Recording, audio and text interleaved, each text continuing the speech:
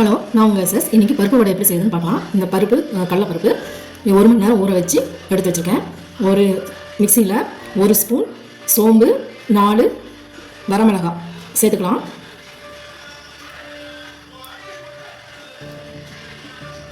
ஊற வச்சுருக்க பருப்பு அதில் ஆட் பண்ணிக்கலாம்.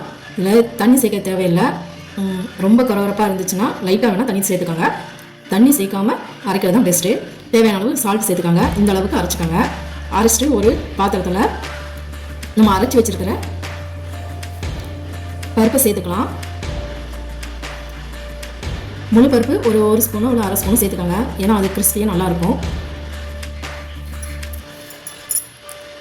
வெட்டி வச்சுருக்கிற பெரிய சைஸ் வெங்காயம் ஒரு 2 வெங்காயம் சேர்த்துக்கலாம். பொடியாக கட் பண்ணிக்கோங்க. இஞ்சி பூண்டு பேஸ்ட்டு சேர்த்துக்கலாம். இந்த அளவுக்கு நீங்கள் இடித்து வச்சா போதும். அடுத்தது கொத்தமல்லியும் கருவேப்பிலையும் சேர்த்துக்கலாம். ஒரு கைப்பிடி அளவு, ரெண்டும் ஒவ்வொரு கைப்பிடி அளவு சேர்த்துக்கோங்க. சேர்த்துட்டு நல்லா மிக்ஸ் பண்ணுங்கள்.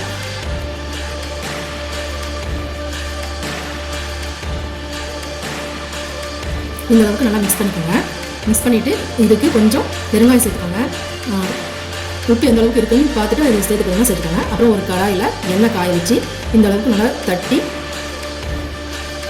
வடையை போட்டு எடுத்தோம்னா சூப்பரான பருப்பு வடை ரெடி. செய்யறதுக்கு ரொம்ப நேரம் ஆகாதுங்க. சிம்பிளாகவே செஞ்சிடலாம். இன்னும் கொஞ்சம் கூட நீங்கள் பருப்பை நல்லா அரைச்சிக்கோங்க. இது ஃபஸ்ட்டாக போட்டதுனால கொஞ்சம் பிரிஞ்சு வர மாதிரி இருக்குது. ஆனால் பிரிஞ்சு வராது. சூப்பரான வடை ரெடி. ஈவினிங் ஸ்நாக்ஸுக்கு சூப்பரான வடை ரெடி. தேங்க்யூ ஃபார் வாட்சிங்.